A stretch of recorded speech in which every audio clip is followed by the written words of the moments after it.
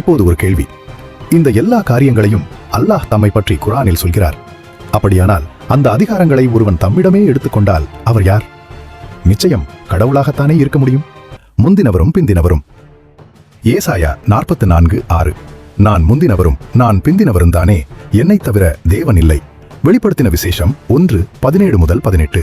நான் முந்தினவரும் பிந்தினவரும் உயிருள்ளவருமாயிருக்கிறேன். மரித்தேன், ஆனாலும் இதோ சதா காலங்களிலும் உயிரோடு இருக்கிறேன். ஆமேன். நான் மரணத்திற்கும் பாதாளத்திற்கும் உரிய திறவுகோல்களை உடையவராயிருக்கிறேன். குர்ஆன் சூரா 57:3. யாவற்றுக்கும் முந்தியவனும் அவனே, பிந்தியவனும் அவனே. இது சின்ன ஒற்றுமை அல்ல, ஒரே பட்டம், ஒரே அதிகாரம். ஆனால் அந்த பட்டத்தை இயேசு தன்னுடையதாக அறிவிக்கிறார். பாவங்களை மன்னிப்பவர். குர்ஆன் சூரா 3:135. அல்லாஹ்வை தவிர வேறு யார் பாவங்களை மன்னிக்க முடியும்? மார்க் 2:5. மகனே, உன் பாவங்கள் மன்னிக்கப்பட்டது. அங்கே உட்கார்ந்திருந்த வேத பாரகரில் சிலர், இவன் இப்படி தேவதூஷணம் சொல்லுகிறதென்ன? தேவன் ஒருவரே அன்றி பாவங்களை மன்னிக்கத்தக்கவர் யார் என்று தங்கள் இருதயங்களில் சிந்தித்துக் கொண்டிருந்தார்கள். பாவம் மன்னிப்பு வானத்தின் சிங்காசன உரிமை. ஆனால் அந்த உரிமையை இயேசு பூமியில் பயன்படுத்துகிறார். அதை உணர்ந்துதான் வேத பாரகர் தேவன் ஒருவரே அன்றி பாவங்களை மன்னிக்கத்தக்கவர் யார் என்று சிந்தித்துக் கொண்டிருந்தார்கள். நியாயாதிபதி ராஜா. சங்கீதம் 9:8. கர்த்தர் உலகத்தை நீதியோடு நியாயம் தீர்ப்பார். மத்தேயு 25:31-34 வரை. மனுஷகுமாரன் தமது மகிமையோடு வரும்போது எல்லா ஜாதிகளையும் பிரித்து தீர்ப்பளிப்பார். குர்ஆன் சூரா 22:56.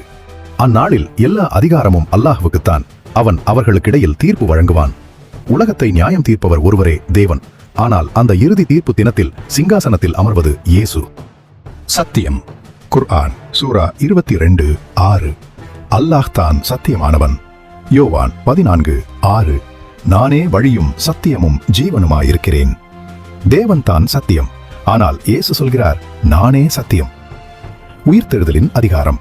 குர்ஆன் சூரா 22:6. நிச்சயமாக அவனே மரித்தோரை உயிர்ப்பிக்கின்றான். குர்ஆன் சூரா 22:7. மண்ணறைகளில் இருப்போரை நிச்சயமாக அல்லாஹ் உயிர் கொடுத்து எழுப்புவான். 1 சாமுவேல் 2:6.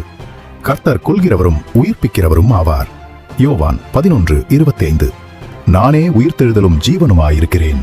யோவான் 5:28-29. கல்லறைகளில் இருப்பவர்கள் அவருடைய சத்தத்தை கேட்டு வெளியே வருவார்கள். மரித்தவர்களை அழைக்கும் அதிகாரம் தேவனுக்கே உரியது. ஆனால் கல்லறைகள் யாருடைய சத்தத்தை கேட்கின்றன? இயேசுவின் சத்தத்தை. முந்தினவரும் பிந்தினவரும். பாவ மன்னிப்பு, நியாயாதிபதி, சத்தியம், உயிர்த்தெழுதலின் அதிகாரம். இவையெல்லாம் ஒரு மனிதனுக்குரியவை அல்ல. இவையெல்லாம் கர்த்தாதி கர்த்தரும் தேவாதி தேவனுக்கு மட்டுமே உரியவைகள். மேற்சொன்ன எல்லா உரிமைகளும் ஒரே நபரில் குவிகின்றன. ஆண்டவராகிய இயேசுவில் நிறைகின்றன.